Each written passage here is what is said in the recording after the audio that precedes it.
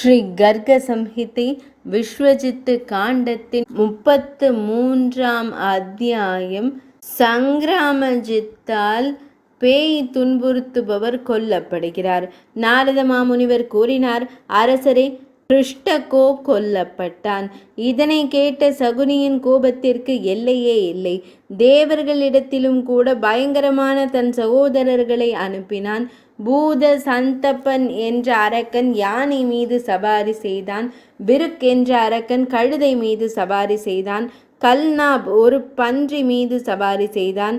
மகாநாபர் ஒரு குடிபோதையில் இருந்த ஒட்டகத்தின் மீது சவாரி செய்தான். ஹரிஷ்மஷ்ரு ஒரு திமிங்கலத்தின் மீது ஒரு பெரிய முதலையின் மீது சவாரி செய்தான். மாயாசுரன் ஒரு வெற்றிகரமான தேரை கட்டினான். அதன் மீது வைஜெயந்தி கொடி பறக்க விடப்பட்டது. எனவே அது வைஜெயந்தம் மற்றும் ஜெயத்ரா என்று அழைக்கப்பட்டது. அது 5 யோஜனைகள் நீண்டு 1000 குதிரைகளால் இழுக்கப்பட்டது. இந்த மாயாஜால தேர் விருப்பப்படி நகர்ந்து நூற்றுக்கணக்கான கொடிகளால் அலங்கரிக்கப்பட்டது. அது 1000 கலசங்கள் மற்றும் முத்து விளிம்புகளால் அலங்கரிக்கப்பட்டது. அது இரத்தின ஆபரணங்களால் அலங்கரிக்கப்பட்டு 100 சந்திரன்களைப் போல பிரகாசமாக பிரகாசித்தது. அது 1000 சக்கரங்களையும் அதில் தொங்கவிடப்பட்ட ஏராளமான மணிகளையும் கொண்டிருந்தது. அதன் சிறப்பை மேம்படுத்தியது. சகுனி இந்த தேரில் ஏறி போருக்கு ஆர்வத்துடன் பின்புறத்தில் புறப்பட்டார். மிதிலேஸ்வர மன்னரே, அவருடன் 12 அக்ஷோகினி அரக்கர்களின் படையும் வந்தது. வில்லின் நாணல் சத்தத்தாலும் போர் வீரர்களின் சிங்கங்களின் கர்ஜனைகளாலும் குதிரைகளின் கதறல்களாலும் தேர்களின் மூச்சிறைப்புகளாலும் யானைகளின் அலறல்களாலும் முழு பிரபஞ்சமும் கர்ஜிப்பது போல் தோன்றியது. அசுரப்படையின் படையெடுப்பால் முழு பூமியும் நடுங்கத் தொடங்கியது. நரேஸ்வரரே, பல மலைகள் இடிந்து விழுந்தன. கடல் கலங்கி அதன் எல்லைகளை தாண்டியது. தேவர்கள் உடனடியாக அமராவதிபுரியின் கதவுகளை மூடி அங்கு தண்ணீரை ஊற்றினர். அந்த கடுமையான படையை கண்ட பகவான் ஸ்ரீ கிருஷ்ணரின் குமாரரான பிரத்யும்னர் வில்லாளிகளில் சிறந்தவர், வலிமையானவர், பொறுமைசாலி, எதுகுலத்தின் சிறந்த வீரர்களிடம் அவர் இவ்வாறு கூறினார். பிரத்யும்னன் கூறினார், வீரர்களே, பூமியில் நமது இந்த உடல் 5 பூதங்களால் ஆனது. நுரை போல நிலையற்றது. இது கர்மா மற்றும் குணத்தால் உருவாக்கப்பட்டது. இது தொடர்ந்து வந்து செல்கிறது. காலத்திற்கு உட்பட்டது. இந்த உலகம் குழந்தைகளின் விளையாட்டு போன்றது. ஞானிகள் ஒருபோதும் அதற்காக துக்கப்படுவதில்லை. சாத்வீக மனிதர்கள் மேல் உலகங்களுக்கு செல்கிறார்கள். அதே நேரத்தில் ராஜச மனிதர்கள் நடுத்தர உலகங்களில் வசிக்கிறார்கள். மேலும் உயிரினங்கள் கீழ் நரகங்களுக்கு செல்கின்றன. இந்த 3ஐயும் தாண்டி அவர்கள் தங்கள் கர்மத்தின்படி மீண்டும் மீண்டும் அலைந்து திரிகிறார்கள். பல்வேறு வழிகளில் பிறக்கிறார்கள், இறக்கிறார்கள். இந்த உலகம் எல்லா பக்கங்களிலிருந்தும் பாதிக்கப்பட்டுள்ளது. விழிகள் அசையும் போது பூமி வீணாக சுழல்வது போல இந்த முழு கற்பனை உலகமும் மாயையானது. ஒரு குழந்தை கண்ணாடியில் தனது சொந்த வடிவத்தின் பிரதிபலிப்பால் மயங்குவது போல இங்குள்ள அனைத்தும் மாயையானது. உலகத்தில் உள்ளவர்களின் மகிழ்ச்சி நிலையற்றது போல பாதாள உலகில் உள்ளவர்களின் மகிழ்ச்சியும் கூட தியாகங்கள் மூலம் அடையப்படும் கடவுள்களின் மகிழ்ச்சியும் இதேபோல் நிலையற்றதாக கருதப்பட வேண்டும். இதை கருத்தில் கொண்டு உன்னத மனிதர்கள் வைக்கோல் போன்ற அனைத்து உலக இன்பங்களையும் கைவிடுகிறார்கள். பருவங்களின் குணங்கள், உடலின் குணங்கள் மற்றும் இயல்பு தினமும் மாறுகின்றன. அதேபோல் மனிதர்களும் தொடர்ந்து போக்குவரத்தில் உள்ளனர். இங்கே தெரியும் எதுவும் உண்மை இல்லை. ஒரு பயணத்தின் போது பயணிகள் ஒன்று கூடி பின்னர் அனைவரும் வெவ்வேறு இடங்களுக்கு செல்வது போல இங்கே எல்லாம் திரவமாக இருக்கிறது. எதுவும் நிலையானது அல்ல. இவ்வுலகில் காணப்படும் பொருள்கள் ஒரு விண்கல் அல்லது மின்னலை போல நிலையற்றவை என்பது போல மற்ற உலக பொருள்களை குறித்தும் நாம் புரிந்து கொள்ள வேண்டும். அவை இரண்டும் என்ன நோக்கத்திற்கு உதவுகின்றன?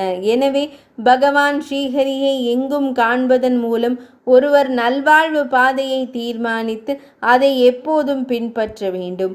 ஒரே சந்திரன் நீர்கலன்களில் எல்லா இடங்களிலும் பிரதிபலிக்கப்படுவது போலவும், அதே நெருப்பு உறுப்பு சமிதாக்களின் குழுவில் உணரப்படுவது போலவும், அதே பரம ஆன்ம கடவுள் அவரால் படைக்கப்பட்ட உடல்களுக்கு உள்ளேயும் வெளியேயும் பலவாக தோன்றுகிறார்.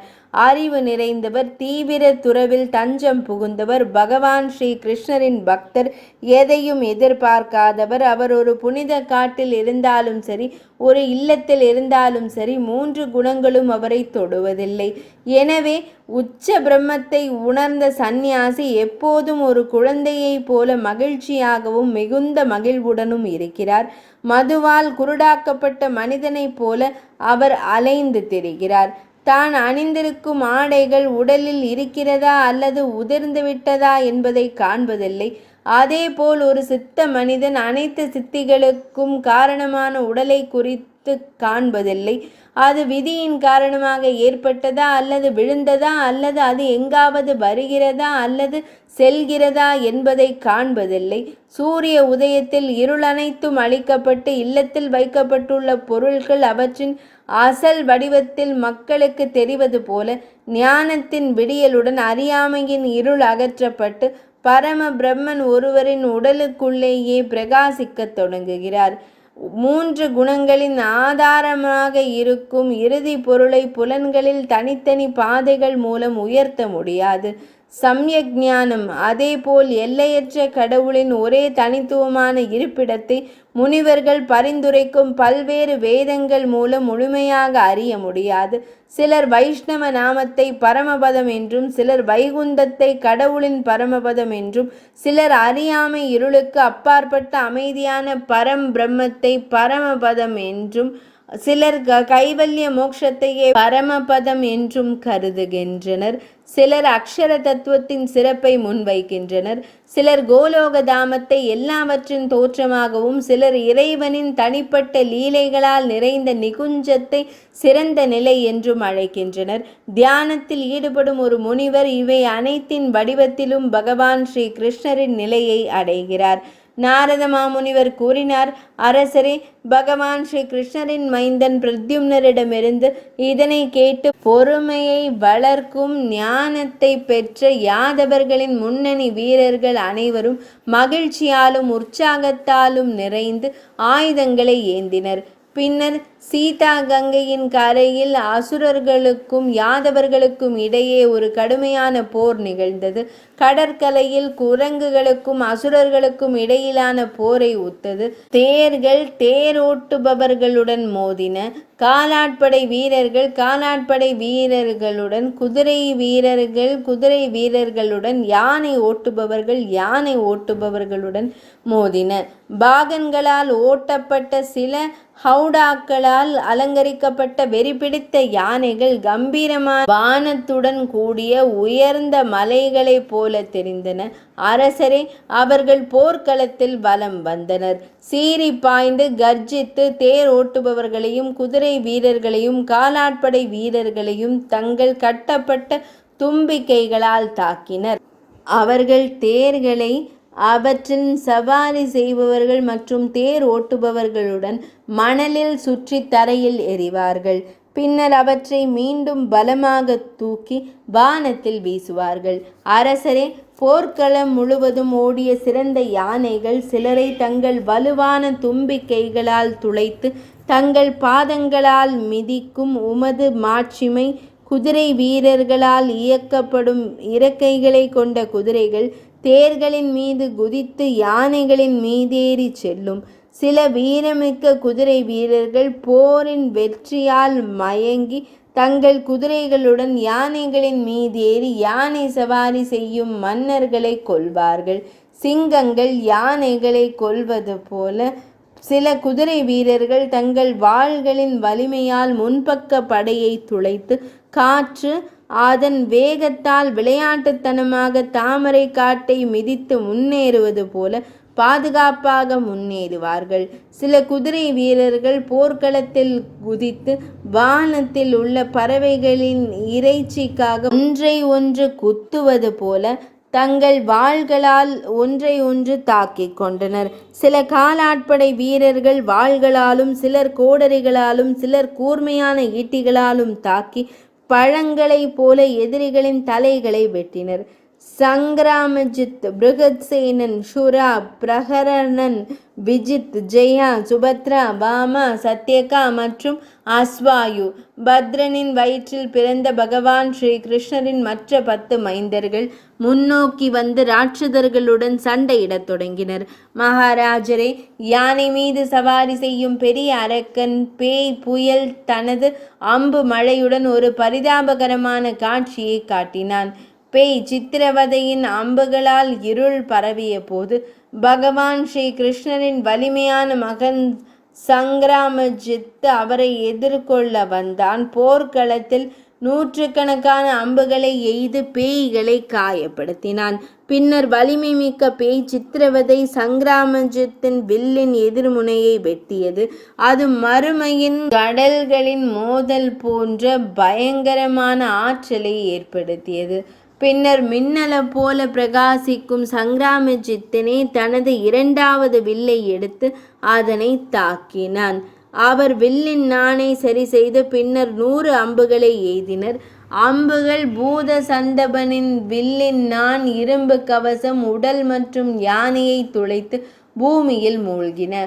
அம்புகளின் தாக்குதலால் வேதனைப்பட்ட பூத் சந்தபன் சற்று பதற்றமடைந்தான்.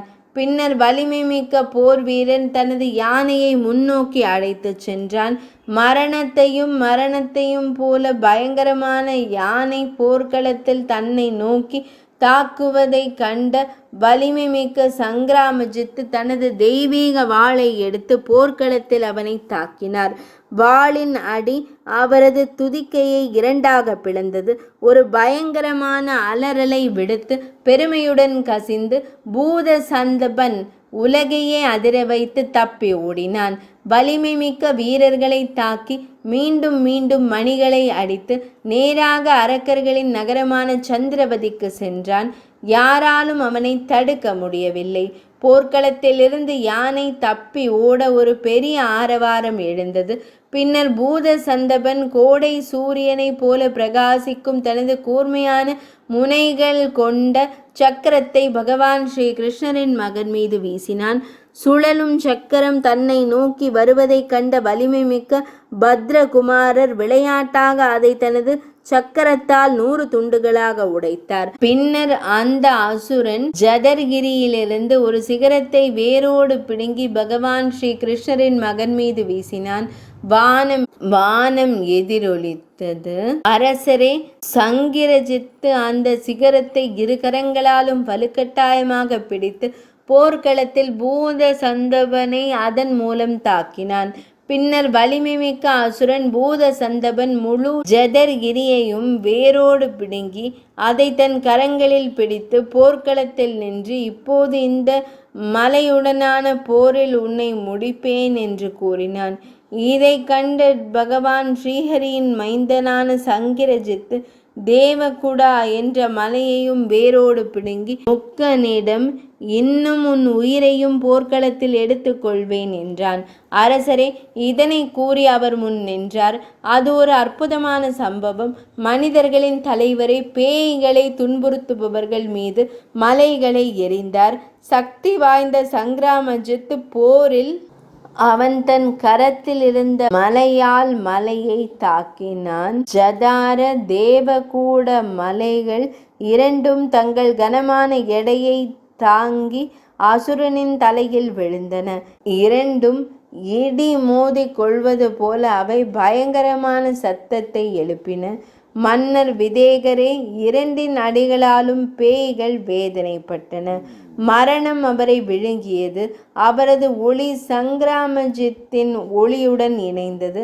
சங்கிராமஜித்தின் படையில் வெற்றி முரசுகள் முழங்கின. தேவர்கள் பத்ரனின் மகன் மீது மலர்களை பொழிந்தனர். இது ஸ்ரீ கர்க சம்ஹிதையின் விஸ்வஜித்து காண்டத்தில் உள்ள நாரத மாமுனிவர் பகுலாஸ்வ மன்னருக்கு இடையிலான சம்வாதம் என்றழைக்கப்படும் உரையாடலில் உருவான அசுரர்களை கொல்வதும் மற்றும் பேய்களை துன்புறுத்துவதும் என்ற தலைப்பு கொண்ட 33ஆம் அத்தியாயம் இனிதே நிறைவடைந்தது.